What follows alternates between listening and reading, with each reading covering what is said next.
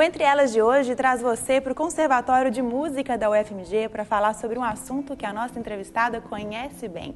Ela é dona de uma voz incrível, de um amor por Deus impactante e de uma história de vida que com certeza vai falar o seu coração. É a Laura Sougueles. Truthful to my hopes, owner of my soul, I bear myself to you. Olá, Laura. Além de uma belíssima voz, você tem uma história de vida bem impactante, não é mesmo? Sim, é uma história de vida que realmente é uma história com o Senhor, algo que Ele tem escrito, que eu quero muito compartilhar. E como começou? Conta um pouquinho pra gente. Então, eu sou nascida em Campinas, no interior de São Paulo. E lá na minha cidade eu sempre tive uma infância muito tranquila, muito pacata. Os meus pais o meu pai era jornalista, minha mãe uma médica psiquiatra.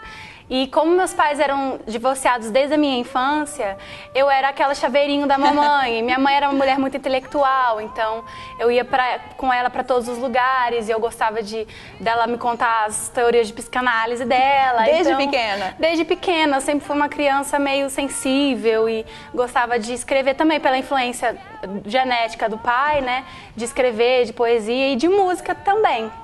Minha mãe começou a me colocar para cantar nos natais da família e eu me lembro que eu descobri no Natal da família mesmo que eu podia cantar, que eu sabia cantar, minha mãe amava, tocava, o meu avô cantava maravilhosamente bem e daí nos natais da família a gente fazia bastante música. Mas aí, aos 13 anos de idade, mais ou menos, eu perdi o meu pai, ele teve um infarto fulminante do coração, foi um período assim... É um período de perguntas, né? Porque você quer saber por quê, entender como que aquilo representa na sua história. Mas eu percebi que Deus estava comigo, assim, é como se eu não tivesse todas as respostas, mas eu sabia que Deus estava comigo. Mesmo com uma perda desse tamanho, assim, você não se deixou abalar? Não, assim, claro que a gente se entristece demais. E é uma coisa, muito uma perda nova também, nova. E eu acho engraçado porque eu sempre, quando eu tinha amigos, mais novinha, que eu tinha amigos que eu sabia que eles não tinham o pai e a mãe, eu tinha uma compaixão maior, assim, sabe? Eu olhava e falava, poxa, aquela pessoa não tem o pai, não tem a mãe. E assim, quando isso aconteceu comigo, eu falei, nossa, será que eu se encaixo nessa identidade da menina que não tem o pai? Mas eu vi que isso foi parte da formação da minha identidade em Deus, de perceber que Ele era o meu pai. E que se eu me ofendesse contra ele, se eu me voltasse contra ele, aí que eu não ia ter ninguém. E daí eu falar, poxa, mas como que eu vou culpar Deus num momento desse, enquanto, apesar de não ter muitas respostas, ele estava tão presente. Porque o nosso pai aqui também, a gente vê o nosso pai da maneira que a gente enxerga Deus. E você perdendo essa figura muito cedo, assim, você não alterou em nada, né? Isso é uma coisa bem diferente, porque as pessoas, às vezes, quando tem essa perda, elas sempre questionam Deus, né? Por que comigo? Por que eu? Mas com você também? Então, na verdade, eu já tinha uma lacuna de paternidade que eu já procurava e buscava em Deus. Então, quando isso aconteceu, eu me lancei ainda mais para isso, né? E também, principalmente nos eventos que chegaram depois. Porque depois disso, né, isso foi aos 13 anos, eu já estava envolvida no Ministério de Música, na minha igreja. E na igreja eu sempre tocando teclado, cantando, aprendendo a ministrar, né? E depois disso, em 2007, 3 anos depois do falecimento do meu pai, a minha mãe veio a falecer. Foi de uma hemorragia interna também que foi assim fatal e foi repentina. E daí também foi um processo de Deus. Você se recupera de uma perda e logo depois perde. A figura materna é uma coisa assim... E ela era assim muito próxima mesmo, né? Mais que o meu pai. Na época do meu pai, a mudança foi um tipo de processo diferente, porque com minha mãe a minha vida toda mudou. Mas assim, é impressionante como Deus estava presente. Até no momento que eu soube do óbito dela, parecia que eu sentia a unção de Deus naquele lugar, assim. Nós estávamos, nós estávamos num hospital. Apesar de ter sido repentino, chegaram a levá-la para o hospital. E depois foi, conferido o óbito mesmo. E naquele momento que eu soube da notícia, foi algo muito sobrenatural. É difícil até explicar, porque eu senti a presença de Deus tão forte. E como foi depois de um culto da igreja, todo mundo da igreja foi junto pro hospital. Assim, Deus é uma fez segunda família. É uma segunda família. Deus fez de uma forma assim impressionante. O pessoal tava todo lá.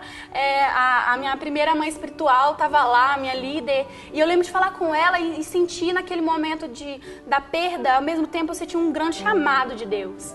Parecia que ele estava falando, olha, agora você é minha.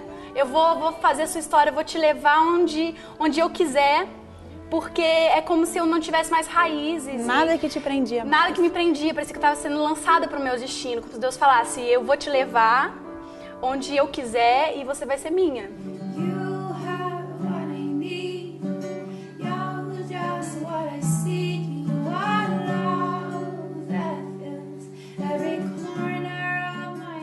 Eu senti que eu devia vir aqui fazer o Instituto Bíblico Rema Brasil. Há muitos anos eu queria fazer o Rema, mas não podia porque não tinha idade. Quando eu fiz a idade, eu fui para Obra Nova. Sempre precoce, olha lá. Sempre precoce. Desde pequena. Aprende inglês rápido, arte sempre.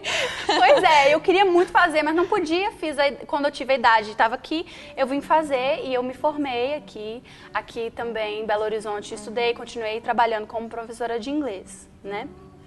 E também, depois de desse tempo pra cá, mais ou menos de um ano pra cá, eu sofri uma perda emocional, sentimental muito grande, que também me lançou numa nova jornada. Parecia que foi a terceira dessas perdas que eu tive, uma terceira perda que pra eu ainda ir mais profundo na minha identidade em Deus. Então cada perda é uma coisa contraditória falar, mas cada perda te aproximava mais de Deus. É impressionante.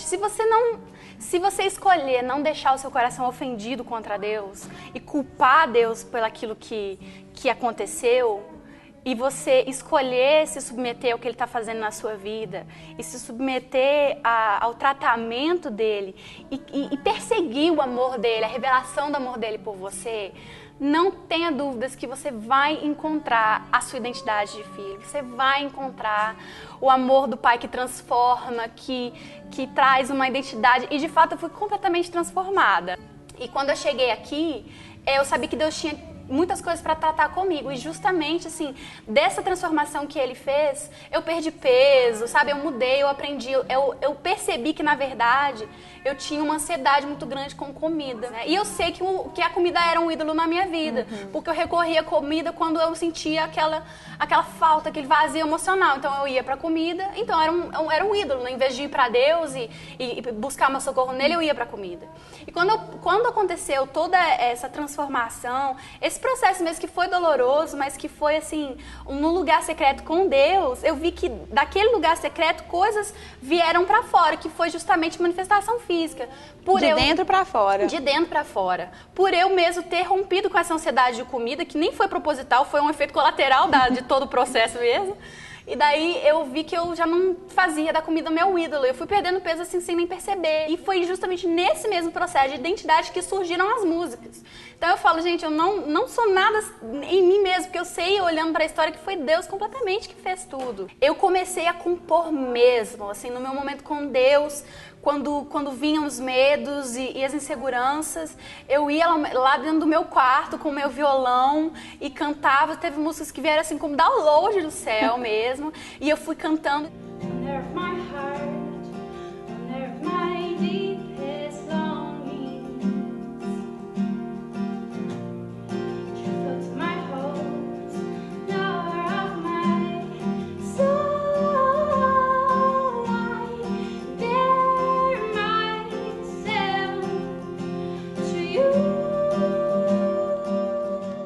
A gente olhando para a sua história, várias pessoas também podem ser abençoadas, né? Com essa perseverança, com se deixar ser guiada por Deus, assim. Então, você acha que o seu testemunho serve para isso? A sua vida, a partir, né? Desde sempre, aliás, né? Serve para abençoar outras pessoas? Você sente que esse é o seu chamado? Com certeza. eu vejo em vários aspectos, porque quando Deus faz algo na sua história, Ele vai aproveitar e usar vários aspectos que Ele pode fazer. Eu vejo que até na ansiedade com a comida, na perda dos pais, ou antes de ter perdido os pais, um lar que não era um lar papai, mamãe, filhinho, cachorro, entendeu? Em todos esses aspectos, na música, tantas coisas que a gente supera em Deus, que não só você tem a história para contar, mas é como se Deus conferisse uma unção para você também, para você tocar aquelas pessoas. Eu queria que agora você deixasse um recadinho pro pessoal de casa que às vezes sofreu uma perda recentemente, tanto emocionalmente, mas alguma perda assim que fez uma diferença e a pessoa está se sentindo um pouco sozinha. Eu queria que você desse esse recado para as pessoas. Sim. Bom, eu queria falar para você que Jesus, Ele foi aquele que em tudo foi tentado, em tudo Ele foi experimentado, e Ele é aquele que pode se compadecer de cada um de nós. E assim como Ele, no meu momento mais tenebroso, na meia-noite da minha vida, Ele me encontrou e me chamou para o seu amor e disse: filha, você é minha e eu quero caminhar com você. Ele diz a mesma coisa para você. Ele é tudo que você precisa, Ele é aquele que te conhece. Mesmo quando circunstâncias da vida imprimem uma identidade diferente ao seu respeito, Ele diz uma identidade acima das circunstâncias, que você é filho, que você é filha amada, que Ele está com você, que Ele tem um destino, um propósito para a sua vida. E se você pudesse chegar a Ele, Ele mesmo promete que Ele não lançará você fora, e Ele tem algo maravilhoso para cumprir na sua vida. Muito obrigada, Laura. Por nada. Que você continue sendo essa menina tão doce, assim. Foi um prazer te conhecer. Amém, e que a sua trajetória com Deus deslanche ainda mais. Amém, amém. Eu creio. Muito obrigada. Obrigada.